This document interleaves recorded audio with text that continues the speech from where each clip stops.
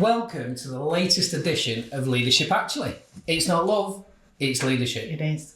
Welcome, Lisa Powney. Welcome, Lee Rogers. How the devil are you? I'm all right, you know. Normally I'm all full of beans and, I say what an amazing week I've had. And this week's been a bit of a tough week, actually. That's it? Yeah. Can you tell any more? Just, it's in our line of work and in the economy as a whole, there's just challenges. And a big contract that I had lined up for 2 or 3 years worth of work, they've had to pull that piece of work for great reasons and it all logical, but it felt like just that bit of punch in the stomach sort of thing because I'd worked on that piece of work for 3 months. Yeah. That said, I've had some amazing conversations this week with some brilliant people and looking at how we add value into their world, and that is what I'm about. That's what gets me out of bed in the morning. So I say, it started off not great. Now, actually, today, I am pucker. Yeah, I am so excited about today. I literally, I can't wait. How are you? How are you, Diddley? I'm really good, thanks, Lee. Yeah, I'm really good.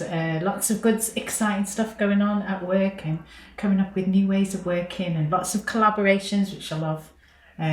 Talking in the leadership space and the culture space. So been really enjoying that and enjoyed lots of home events and my son's birthday this week, so I'm really looking forward to that. We're going to do Ninja Warrior and everything Marvel because I'm an expert on Marvel now. I know all the characters. You have to because there's so many that he wants, So yeah, I am a Marvel expert. I'm sorry, that sounds marvellous. I know. I'm sorry. I apologise now. That's what sprung into my head. That's so cheesy. I know I am cheesy, so apologies for that. Let's focus on our brilliant guest today. Yeah, I'm so excited. Welcome, John Shiels. Welcome, John. Thank you. It's really nice to be here. Thanks for inviting me. So John is a lifelong educator, youth champion, passionate about creating opportunities for those who wouldn't normally get a shot, is how we've described it. Yeah. And saying those words, it almost, the hairs on the back of my neck are stood up. Is that a fair reflection of you, John? Yeah, I think so, and thank you for that. You say it, I've lived it. My hairs always stand on the back of my neck. I love it. I've been so blessed and so privileged to live the life I've had. And it's in service to help young people who perhaps don't get the best start and the best chance in life. Yeah, what a privilege. And then, so you are the CEO of the Manchester United Foundation. Mm-hmm. I might have a slight bias towards that, given the red glasses and where we met. Yeah. And you're also a trustee of the Dean Trust. Yeah. As well, so really, integrating education as well, a broader field than just Man United Foundation. Can you just tell us a little bit about what they do, what your organisation does? So I'm also a trustee on the Bobby Charlton Foundation. Yes. So I could be a trustee on quite a few, but I just haven't got time because my day job is full on. Well, basically, I started life as a teacher, and I still am a teacher. Once a teacher, always a teacher. And I made a conscious decision when I was very, very young, much younger than I am now, that I left teaching in one school because I wanted to get my principle and ethics and beliefs to more than one school full of children. So I think I made a good decision then because possibly through working with the Bobby Charlton soccer schools, which men of a certain age, I think everyone in the country went to a Bobby Charlton soccer school at some stage. And then over to Manchester United, doing the soccer schools and then the foundation. We've been able to create a programme that its main thing is to engage. So a lot of our young people, particularly with the foundation, we only work in areas of high deprivation and social challenge. And lots of these kids that we work with haven't had the best start in life through none of their fault. No. And we go into these areas and we get them engaged. And we try, I suppose that like in coaching, I know speaking to you two guys, you do coaching. So like in coaching, what you have to do is try and put your head onto this young body with your thoughts and beliefs and knowledge. We go into these areas and try and help our young people find their own solution. Wow. So, because we can't be with them for life, but actually everything we do is leadership to employability. When we first started, a lot was with the ball, now it's not. We're mentors and coaches, really. Mental, and emotional.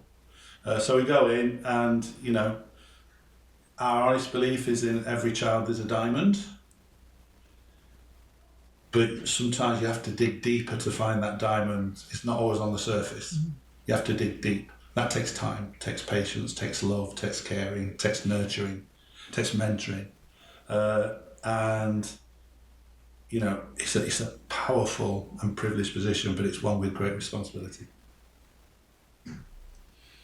Wow, that is a big job and a big role. Yeah. We're not going to dive quite into that because it would be quite easy to ask lots of questions. Yeah. But this is about the messy class.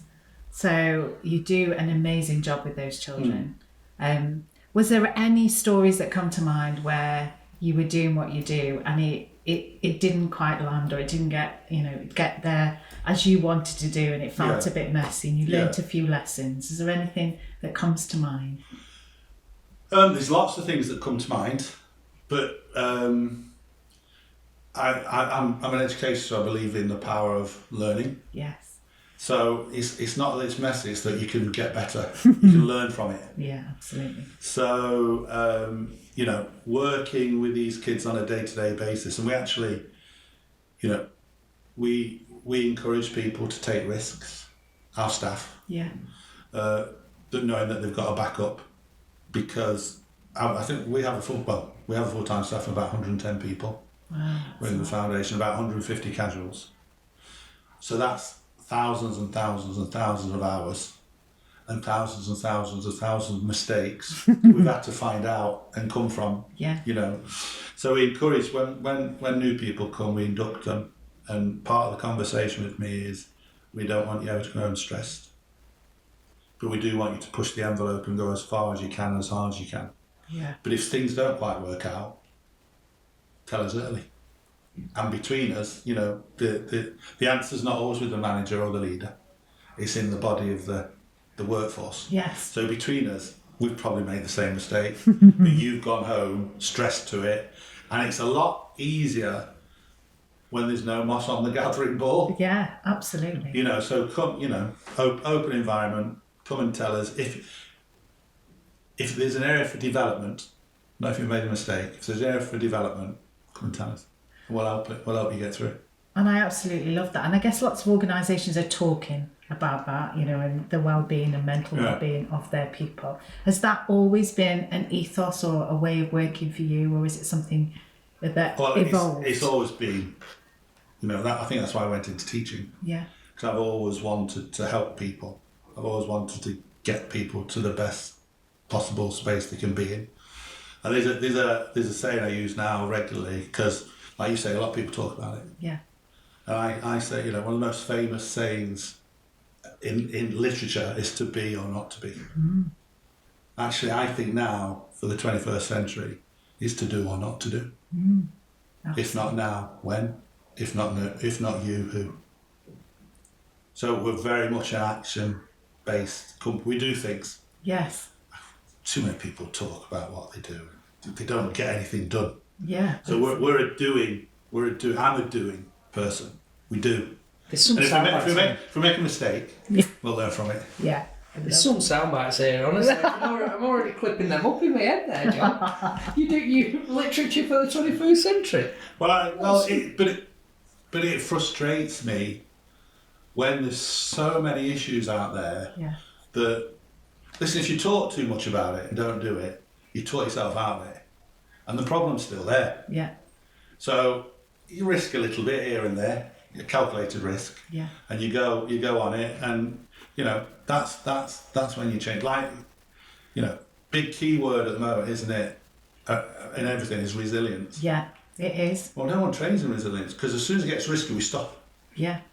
So how are you supposed to pull resilience out, particularly with young people, if we don't let them take a risk? Yeah. So don't put them out, like in Manchester, we don't let them go and play in the rain. Well, you can go and play in the rain, just put a coat on. Yeah. It's really, really interesting. You said, so I started as a primary school teacher. Okay. So everything you just said and the coming out to have a bigger potential, that totally resonates. Yeah. I was at a primary school, my daughter's primary school this week, and we were talking about Opal play and about bringing crates and basically risk-based play into the playground, and we were looking at it. I was a parent and there's other governors. Yeah. But exactly what you're saying, almost bring back what we had 20 years ago. Yeah. To allow kids to play, develop, grow, take risks, get things wrong, whilst they're in their imagination, and to create it, you know, and it buys into a little bit of what you were saying. Well, you know, we're going into a world that we don't know anything about. Yeah. Our education system still develops them for an industrial revolution. Yeah. We're actually going into a technology revolution, and we should be teaching them different things. It's a different world. So we're teaching them an old-fashioned curriculum where are we doing the best for them to become contributing adults? Yeah. So we talk about 10-minute world, Yes. but our project is a 50-year project. So if we intervene at the right time and give these kids and young people the right tools, the picture that they have when they're a gran and a grandpa, which we've all been part of, is a totally different one than if we hadn't intervened. Amazing. And you talked about the 10-minute world. Yeah. What do you mean by that? I guess there's two things. What do you mean by resilience, and what do you mean by the 10-minute world? So the 10-minute. So as I say, we're going to these areas, and to a great extent, many of our children who we work with don't leave the top of the street. Yeah. So their world is their house, their school, their park, and their shops. All those are triggered with dangers, by the way, because if you get into the wrong place and the wrong park, then you're in trouble. But they haven't got the wherewithal to go outside the 10-minute world. Yeah. So it's 10-minute walking. So he goes past that. Well, they've not got anything to invest in the world outside. No. Yet those same children, when they're 16, 17, 18, say, "We'll get a job." Unless they're the corner shop, they've never been anywhere else to find out how to get a job. Yeah. So a lot of things that we do is we try and... So we're a youth education charity, but we're also a social mobility charity. Yes. So, because we want to get them into a job and we want to change their life through what we do. So a lot of what we do is we try and take them away from the 10-minute world. Yes. And then the most important thing is safety and security. We bring them back, and the people in the 10-minute world, they go and they love it. And the people in the world see that they haven't got 3 heads. We've been outside, we haven't got 3 heads. and then so, you know, one of those was you know, to prove a couple of stories. We used to do some work with George Best Foundation. Yeah. So it meant taking kids over to Northern Ireland. Yes. So it meant taking kids on a plane. Wow, yeah. 16, 17, you know, big stocky lads who'd never been on a plane. Yeah. And I got to know them, because when you take them out of the comfort zone and become more uncomfortable, that's where development accelerates at its highest. Yes. Because you take them out and you do. So with those kids, like I say, you know, facial hair was coming, big, deep voice. And as we got closer to the flight, they were coming closer and closer to me, and to the extent that they were nearly on my lap. Oh my God. Because they were big, tough kids in the 10-minute world. Yeah. If you take them out of the 10-minute world, they're just children. Yeah. They're just young people. And that's, you know, as much as engagement, we try and give them as much opportunity as possible. Resilience is about, and you know, a lot of these kids have to be resilient to live, really, to survive. It's about bouncing back. It's about, but then, you know, what are the tools to bounce back? It's belief. How can you build belief in yourself? How can you get them to be solution orientated? How can you get them to have a growth mindset? How can you get them to stand up and be recognised? How can you get them to value themselves? You know, if you can't have resilience if you haven't got the tools to be resilient. Yeah. And we don't allow kids to do that, really. You know, mums and dads, you know, parenting is, you know, I think teaching is the most important profession in the world. Yes. But the most important job is being a parent. Yes. You know, because that's our way of contributing to making the world a better place. Yes. I saw a brilliant thing the other day about parenting where, you know, so you ask your kids to do something. Yes. And you ask them again, you ask them again. So I've got four men now, but when they say, have you done your bedroom? Yeah, I'll do it. Have you done it? Yeah, I'm going to do it. Dad, I'm going to do it. Yeah. So then, So recommend. well, I'll do it. You go up, you do it. And then someone said, as a parent, what are you doing fulfilling your esteem in parenthood and robbing them the chance of developing theirs? Which is really... That's really powerful, isn't it? Yeah. You know, that's really powerful. So, you know, all the parents, get them to do the jobs you ask them to do. That is part of them being a part of your family community. Yeah. Not easy. It's not easy. It can be really hard, easy, can't it? You know, but, you get to a point. If you're training them to become contributing adults, they have to learn that you have to contribute. Yeah. Even when you're a kid. And you've talked a real about ecosystems. So Yeah. you've talked about parents, you've talked Yeah. about schools. And so how does that foundation fit into that? And sport, how does that all come in to work as an ecosystem? So obviously we've got, you know, Manchester United Foundation use the brand of Manchester United and use the power of the beautiful game. Yes. And the beautiful game is what football does off the field. Yeah. You know, on the field it's probably developed into more of a business now.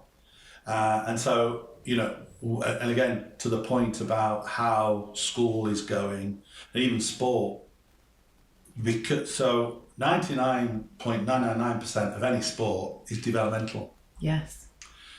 And it is right to aim for the stars, but you know what? 99.9999% of those kids are never going to reach the stars. So actually, we should, and when we do sport, we say we play sport. Yeah. Not many kids play sport now because they've got adults shouting at them and telling them how to do it better, and so consequently then lots of kids drop out. So it's around creating an environment that is progressive, that's developmental, but actually is enjoyable. Yeah. Because and that's with any environment. That's in your own house. That's at work. That's on a playing field. That's even you know, even on a, you know, like this morning on the tram, it's absolutely peddling it down. It is today. And there's a young girl there with the earphones on. So, and you interact with them. Yeah. You know, one of the things I heard about Gen Z is someone, I think it was on Steve Bartlett's, and I don't know the lady, but said, what would be advice for you to a Gen Z? And the advice is talk to as many strangers as you can. Yeah. Because that's an art that's going missing, isn't it? It really is, yeah. Definitely. I see that on the train. Yeah. For sure. And I think there's a north-south divide in that as well. Yeah, for sure. But the thing is that you can't let these, you have to do. You do have to You have to talk about it, you have to do. So, for example, I've just been on a university call this morning and we're talking about creating a month of kindness in Manchester. Oh, I love that idea. And what will that involve, do you think? highlighting the fact that nearly all of us are really nice people and kind people, but when you turn the news on, you don't hear any of that. No. You only hear, so I need media people to get on board with it. But, you know, we can, like, you know, one act of random kindness from all of us changes the life massively, doesn't it? Yeah. So, again, put that into your eco environment. You start building up mutual respect. You start building up a joy, because joy's missing. It totally is. You start building up a joy in wanting to do what you're doing. And, you know, I don't get how people don't get that if you've got people in who feel valued, who feel as though what they're doing is purposeful, who get the chance to be empowered, who get the chance to have a conversation with mutual respect, all of a sudden they'll fly. I don't understand all the other stuff that goes on. but we live in a world of comparison and of grandeur and of almost falseness to some degree. Yeah. You know, people are selecting what they showcase. So all the stuff you've talked about, for me, I describe it as Bobby Basics in my mind. Great conversations, respect, having something to aim for, hard work, contribution, all those things tee up to some degree.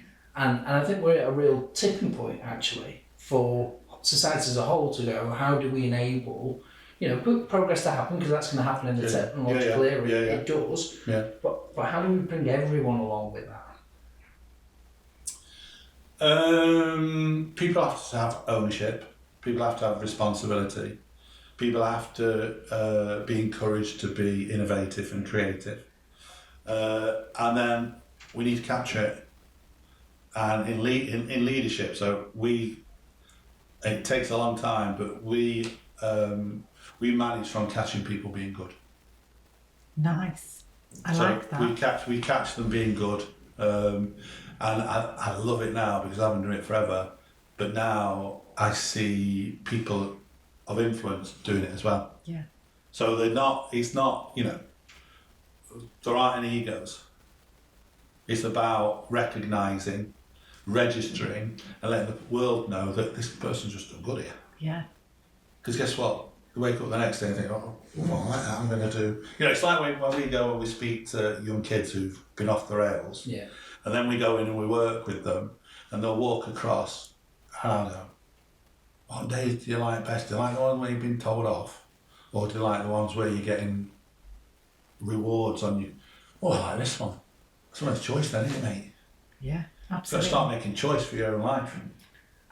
I love that. Well, we talk about choice all the time. Yeah. So when you were talking about the parenting thing before about parents doing stuff or not, certainly with my daughter and in the charity ending, we always talk about choice. What is your choice? What are you going to do? You're going to do your homework. It's your choice.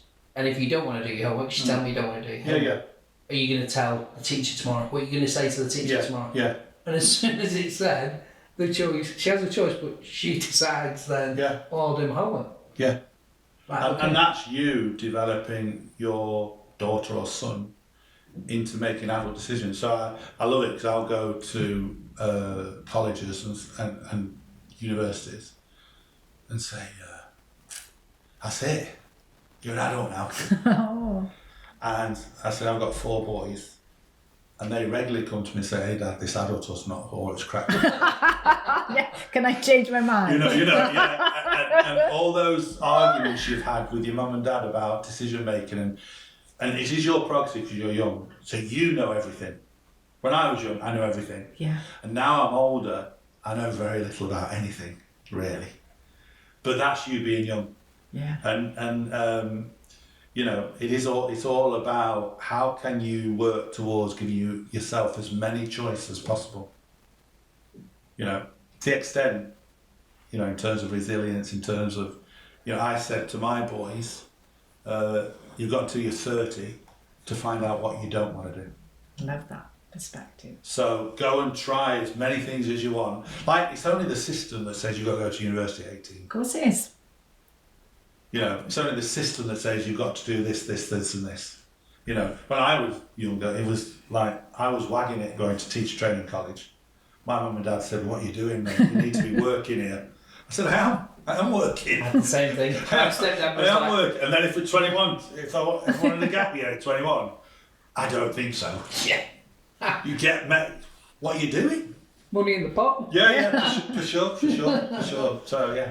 Yeah. I do. I get all that as well. Like, I don't think until I became a mom, I really went, oh my God, my mum was so Well, you don't realise. Yeah, it was like, she's so right. No. And she was really good in terms of my career and what I took. I actually was blessed, but there were so many things when I went, oh God, that's just, wow. Yeah. I'm going to dive into purposeful leadership. Yeah. Because there's an obvious purpose to what you do. Yeah. And a lot of leaders that we talk to are like trying to seek some of that purpose, and then the new generations coming through are trying to find some purpose. But I feel from you that came before you had the charity stuff, that you had some drive and some values. So what does that mean to you, like purposeful leadership, and what drives you? And you ended up in an amazing job to do that. But what drives that? You've got to understand what your purpose is. And mine is definitely, children. Yeah. And so that is a consistent message all the time. And every decision I make is with children at the centre of it. Yeah. At times when we have staff and we just had to do a big reorg, and we sat down, and one of the things thing called transactional analysis, where you sit down, you take one of three positions. Yeah. Parent, child or adult. Yes. When I talk to my foundation team, I want it as an adult to adulthood. Yes. Sometimes it's not that way, both ways. Sometimes they're the child and sometimes I might be the child. Yeah, we all get there. We all get there sometime. But the adult to adult conversation is what you want. And we were having that around this thing, and one of the team went, "You only worry about the children." I went, "Oh, thank you, I'm glad you recognised that." Yeah. I said, second to the children are the staff, Yeah. are the team, Yeah. but they're a long way before my purpose, which is the children. Yeah. Because you're an adult, you can sort out your own stuff. They can't. And anything we can do to help them is what we do. So I, to be purposeful, I think you've got to do things on purpose. Nice. You've got to know purpose with purpose. You've got to know what you want. I was every day is a learning day. So about 10 years ago, just good. It does. A while back. Yeah, Richard Arnold, who was at Manchester United, Yeah. he said, "John, what you need is some strategy."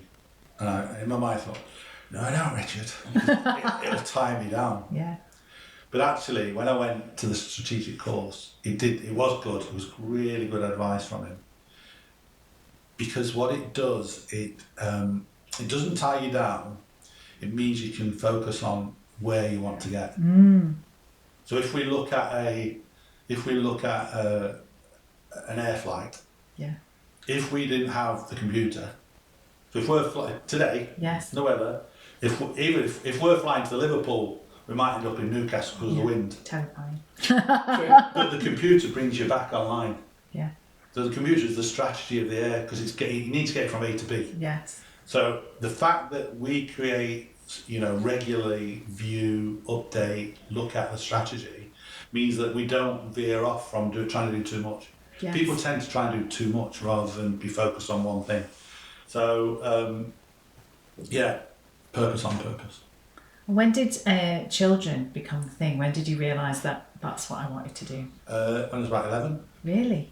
Yeah, well, because you're a teacher. Yeah. I just had, you go at school and you become prefect and took shop monitor, and then you find out the power you have and the influence you have as being a leader. Yeah.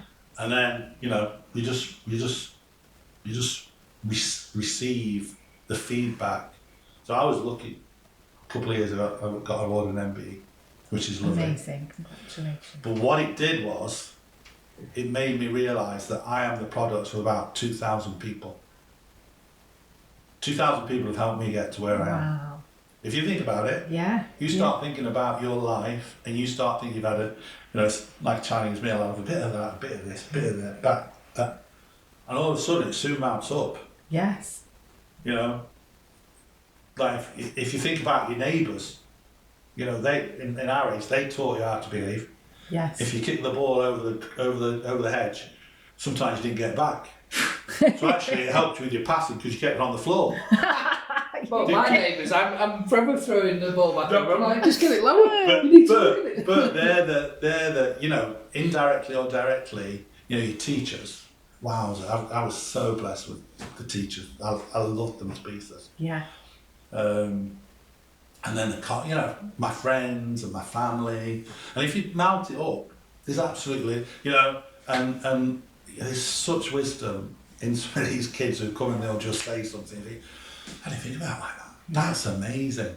So, one of the things that we did, so it's a very like purpose on purpose, but you have to know what you want to do. Yeah. And you don't always know what you want to do. You have to listen. I always thought of it as a game of guess who. Like you'd flip, you flip certain things down because you'd have to go, no, it's not that. Yeah, Right, okay. Yeah. And then you almost refine what it is that you want. Yeah. And that's one of those things. So we listen a lot to our young people. Yes. So there's a lot of youth voices now, but there's not a lot of adult listening. Yeah. They just tick the box to be youth voice. So a couple of years ago, we did have some money to do some work during the winter effort. So we got our youth voice in, and we said to the kids, and this is sad, it's so sad this. So we got our kids in and said, right, we've got this, and we need to share it out between you. How do you want us to spend it? So we were about to just order loads and loads of food. Yeah. Pandemics changed the world, really. Yeah, absolutely. Loads of food. And those kids said, no, we can get food. And if you're poor, yeah, you have a strategy for surviving the poor. Yeah. Said, no, we can get food. So how can we help you? I said, we just don't want to be cold, John. Oh, God. How deprived is that? So through their intervention with our process, we went and bought 100 grams worth of blankets. They were queuing up out of the schools for them. But then the most important thing is we then communicated to the youth voice that it was them that made the decision to buy the blankets, not us. In fact, they changed the adult. So they walk around 10 feet tall. Yeah. But then that goes to, you tap the water and it ripples. It's amazing. That's just made me very emotional. Just the thought, that kids have just got nothing. So that blanket, it's like we've just done coat donations. The fans have been great. They donate coats. But when you talk about creative and innovation, those coats aren't coats. Yeah. There might be quilts. The share that might be sitting on the telly and sitting watching the telly all under the, because they can't afford to put the heating on. Yeah. So yeah. So I was just going to say that's taken off a bit, hasn't it, with the coats piece, like quite broader. I know that Damien Hughes, for example, his charity does. So we've worked with Damien. Right. Another great guy. Ex-Bobby's boy, he was in Bobby's. Was he? Oh, yeah, we've amazing. got an amazing set of. We're going to do a Bobby Charlton alumni. Actually. Alumni, brilliant. Yeah, because there's thousands of coaches, that have been on there. Tens of thousands of kids. Yeah. So we just want to try and pull them together. But yeah, Damien was one of ours. But it is so front. It goes back to what we were almost saying before around. It is the basic stuff that if you're in a position, you can easily forget. So the importance of that listening. Yeah. It's tenfold, isn't it? Yeah. Well, we've got to a society, haven't we, that those who have nothing have nothing. Those that have quite a few people have a lot now. Yeah. And like I say, we all have a 10-minute world. Yes. So we all have our habit about we all know what we're doing, and if I said, right, watch you wake up, bro, and it's the same, you do the same. Totally. So it's you're all in a 10-minute world, but ours might be, but it'd be lovely to see, and I know, the call, we're always calling to action, is that if you're fortunate enough to be in a position where you can, you must. Yeah. You must. I'm the most selfish, charitable man in the world. So it makes me feel absolutely fantastic. Yeah. It makes me feel really, really good when you do good. Yeah, absolutely. And for those people, and it doesn't take much. Honestly, it doesn't take much to make. So we had, during the pandemic, we gave schools a £10,000 grant.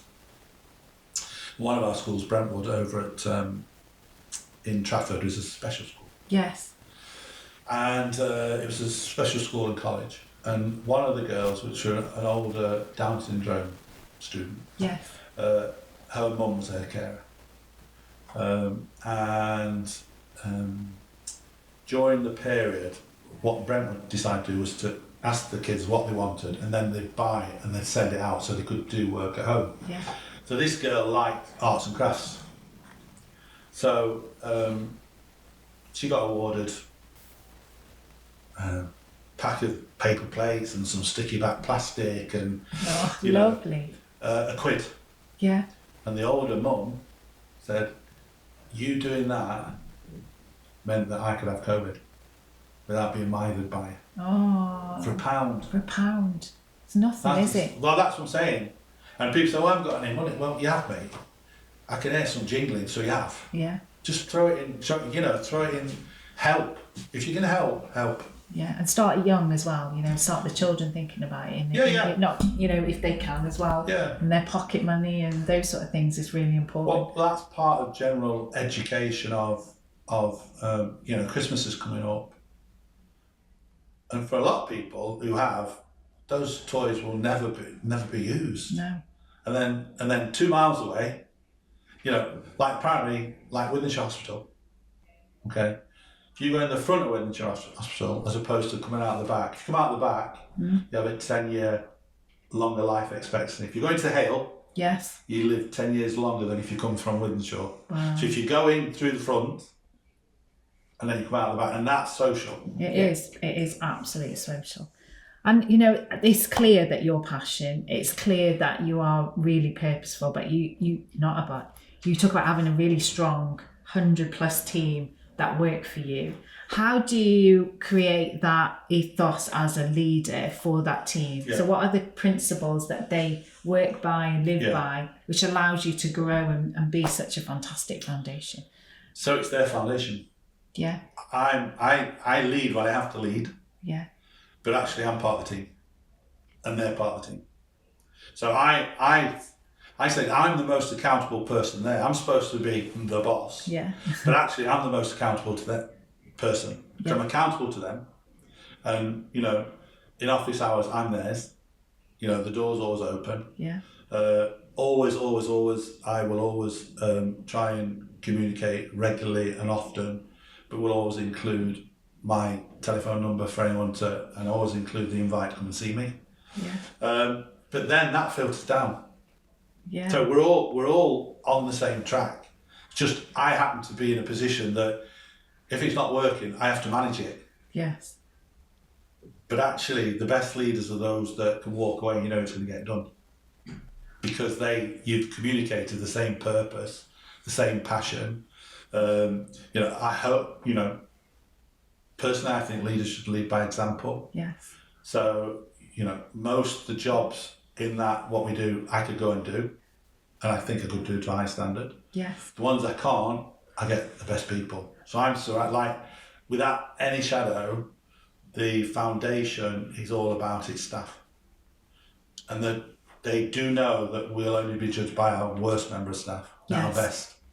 We're expected to be our best. But if anyone lets us down, that's when I have to go in and lead and manage. Yes. So until then, they have the power. Until they don't. It's like, again, with your family. Yeah. So my boys are who they are men. So I am the mate until I have to be the dad. Yeah.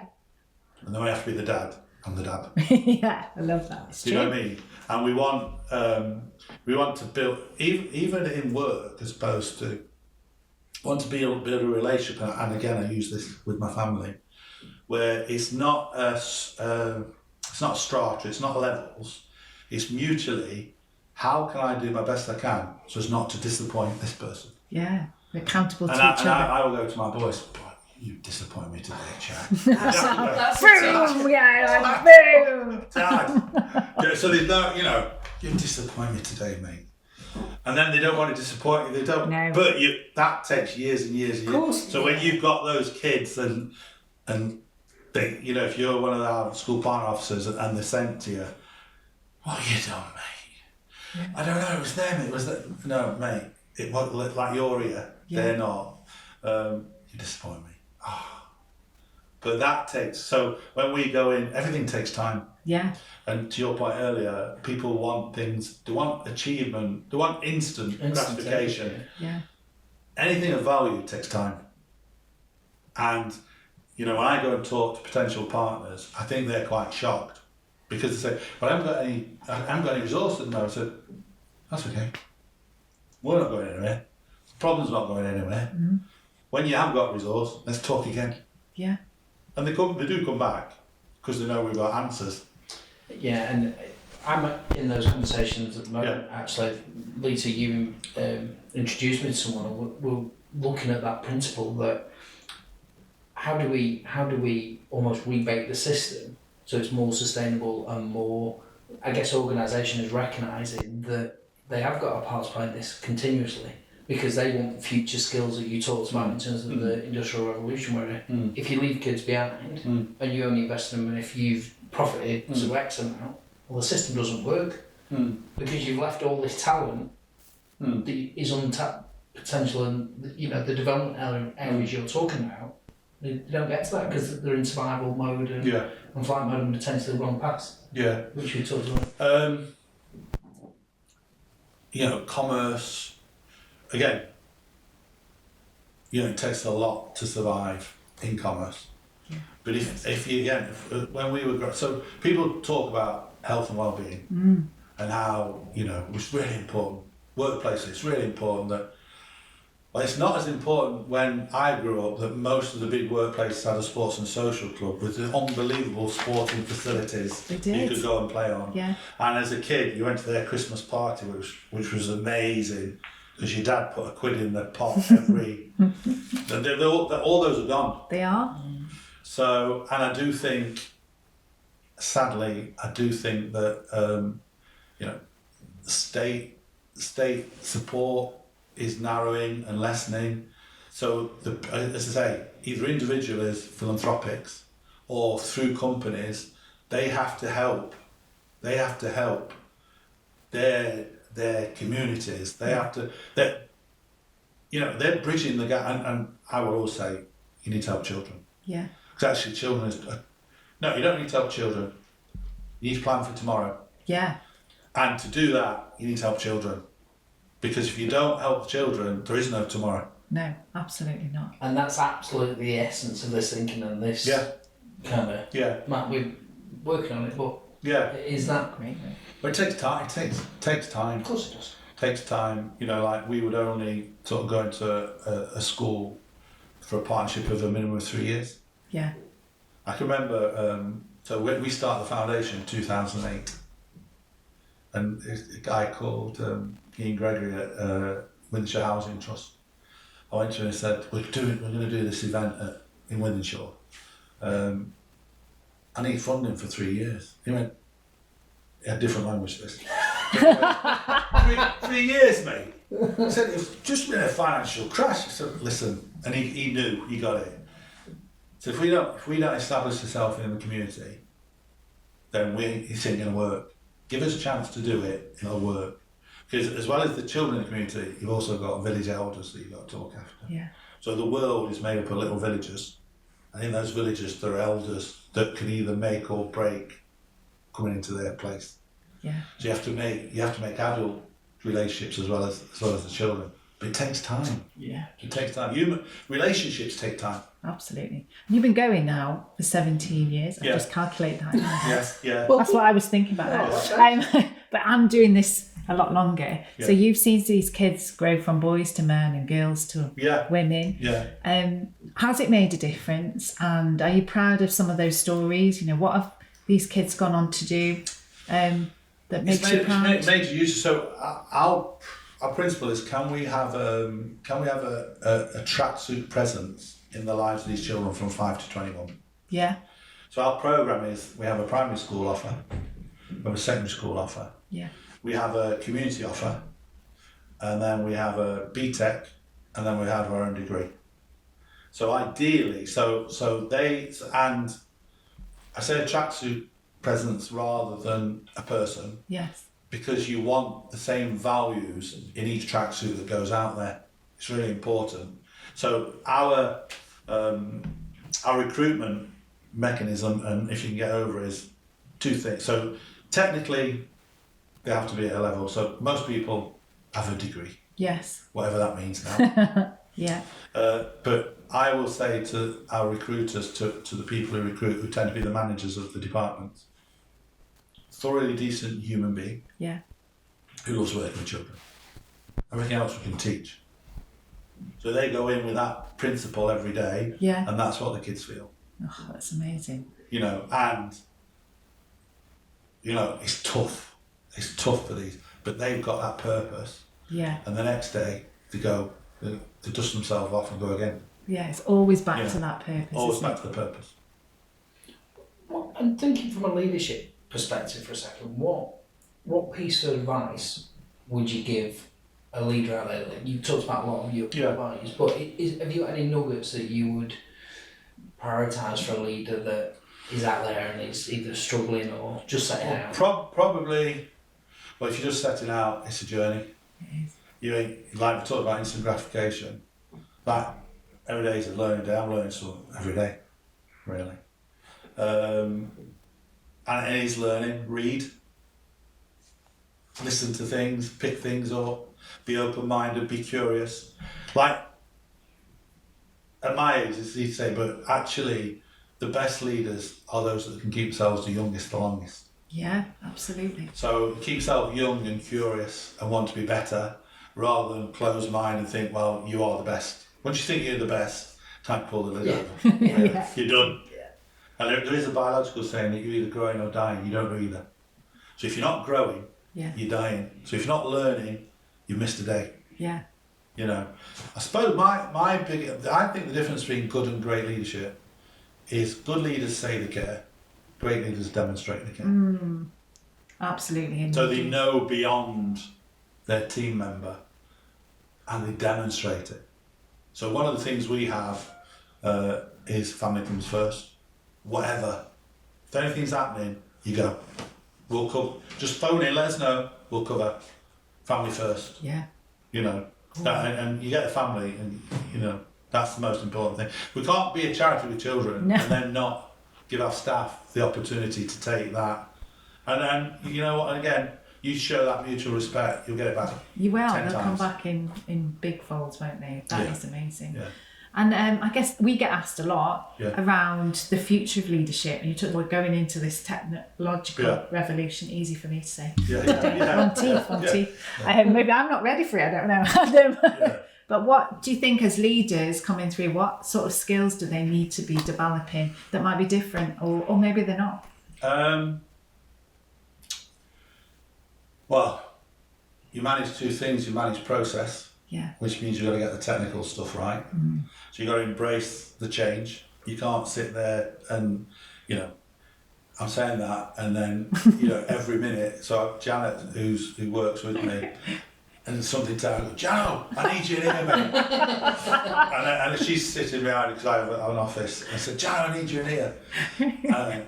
Don't throw your eyes up. And everyone out there starts laughing, you know, because you know. So listen, you can say, you need to embrace it, but you know, you've just got to keep going with it. Yeah. You know, embrace it and go forward with it, and use it. Yeah, absolutely. You know, and then the other thing. So that's the process. But the one thing that was never going to change. So there's leading and managing, but leading's the same. You've got to get your right relationships. So if I'm lead, so my job is to be 3 years in front. Yeah. Really. So I need to know, you know, what Bridget Phillipson's going to put in, you know, and then I need to know how I can affect our product to make it work. Yeah.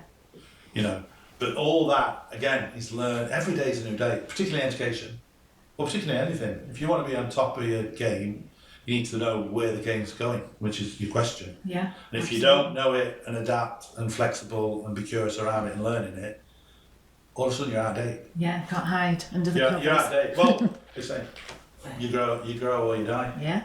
Really similar things to what Chris Brindley kind of gave us a little bit of insight to. So again, I can see parallels there for sure.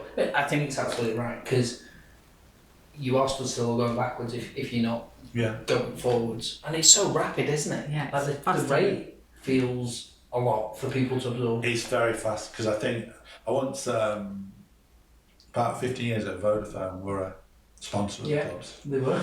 And I went to an event talking to these people. I went to this guy. So at this stage, the phone had music and was a camera.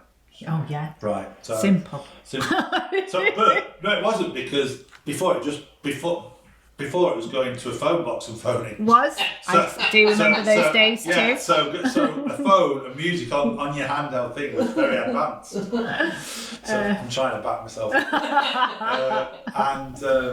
I went to him, I said, "No, what's your job then?" He goes, "Oh, I'm Vodafone Futures." I went, "Mate, you must be worried about your job." And he went, "You do not know what's coming on that phone."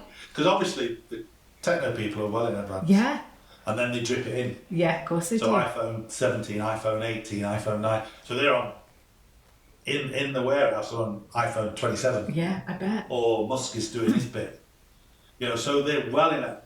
Bright people know. Yeah. It's us, the masters, who have to catch up. Yeah. So yeah, every day is a new day. And what's coming up for you? You said you have to be in it. So I know you can't even be it, but what are the exciting things you're working on or working towards? So we've got the month of kindness. Yeah. Which is great. I'm going to be a little bit self-indulgent next summer. I'm going to do the 92 league clubs. Okay. On a bike. Amazing. So, you might join. You want to do a bike, so I've always done so trying to lead from the front, I've always done the challenges. Yeah. The foundation put on. So I've done the Andes and Machu Picchu, Sahara. I've done Kilimanjaro twice. First time I didn't do it. Second time, which was last October, it nearly killed me, but I did it. So that's good. Little Snowdon. So I'm going to go around, and I want to, because everyone who does charity, whatever charity it is amazing. Yeah. Because they're helping someone in a tough time, or get better or whatever. And I think football, because at one end of the spectrum, it's multimillionaires and flash cars and big houses. We get forgotten for the work we do in the community, in the beautiful game. So I want to go around all 92 clubs. I want to talk to people who do my job in their clubs. I want to find out what they actually do. Yeah. I want to put it together as a report and then just say to government, these people do unbelievable. Give them more funds to do more. Wow. So that's the only thing that's stopping us, really. Yeah. Absolutely. So that's one of the things for next summer. I love that. That's fantastic. I'd love to come as a guest on that. Well, what we're doing is, I think the sort of, again, because of cost, what we'll probably do is, there'll be a small team going all round, but what I want to do is sort of 10 maybe walks, around stadium in 10 different regions, and bring people who just love football together. Yeah. And share that, and that will be for that'll be for the Bobby Charlton Brilliant Foundation. That's amazing. Really good.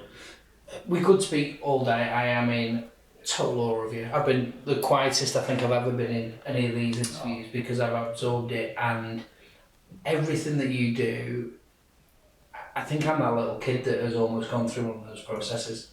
Yeah. And that's it. Me too. And that's why I'm so passionate about it. Sure. And there's lots of us. Yeah. Yeah. And then the job then is, if you get through it and come out the other end, how do you get the next one? Yeah, exactly. absolutely. And in that then, my final question is, who's the person that's inspired you as a leader? Yeah. That we could get in that seat that you can help get us there? So there's two, obviously. I say even now, although he passed a couple of years ago, so Bobby. Yeah. So Bobby's someone who I got to know I loved immensely. So Bobby and the Charlton family, and my mantra, what he said. We were doing this meeting, which was 25 years ago, right? And we're all sitting in this room, Yeah. and it would be called a marketing meeting now. But actually, it was 4 blokes talking about, and we're saying, right, what do we want? A kid who comes on Bobby Charlton Soccer School, what do we want them to feel? What, how do we? Because it's not what you say or what you do; it's how you make people feel. Yeah. And so Bobby was around, and he popped his head in and he said, "What are you doing?" I said, We've been trying to find a line that sums up what you want people to feel like. Yeah. And he just went, I want every day to feel like Christmas Day. Oh. So that's my mantra now. How can you make everyone's day like Christmas Day? Yeah. And then I suppose who's just been unbelievable for us, for the foundation, is Brian Robson. So Captain Marvel. So Captain Marvel on the pitch is a remarkable man off the pitch. Honestly, so he came with us up Kilimanjaro the first time, and we'd just heard that he got throat cancer. So he came and he was, I thought, oh my God, it's going to die on me. Yeah. I didn't want to be the person who killed Brian Robson. No, so you don't want to be known for that. So I said to Brian, I said, you don't have to come, mate. He said, I'm coming. I said, I'll come. The last night, the peak, is probably as physically demanding a thing that you need. I didn't make it, I got sent down on the last night. He got up there, but he ensured that everyone got up there for him. And this man is just unbelievable. And then with 12 years on, I went to again. I said, and Denise was there with his wife. Yeah. And I said, Brian, are you coming in? She said, he's not coming, John. He's not coming. He can't walk. He's got a bad ankle. I went, Brian? And it's like, when you're a kid and your mum sends you up to bed and you're in the bedroom window, you say, just come and knock on. Just come and knock on. Yeah, she'll let you come in. I said, right after this, when Denise is not here, one of Brian said, you will, yeah. I knew he came again. But this time he came and his ankle was like that. Oh my God. But he got up, his mentality. When you talk about resilience and mentality, he's just such a great man, Brian Robson. But we've never had a returning guest, so you could be a returning guest with the legend. That is Brian Robson. That is Brian Robson. Yeah. Not that you're not a legend. Yeah. But no, good. Thank you from me, thank you so much. I think people listening to this will be warmed with what you said, but just a great insight in terms of you as a person, but and your team, your amazing team. I think that's what's really shone through for me. Well, I've done my job then, because that team is just unbelievable. And then the next round from that is for the purpose for the kids. I think that's what has really struck a chord. Yeah. So thank you so much for that.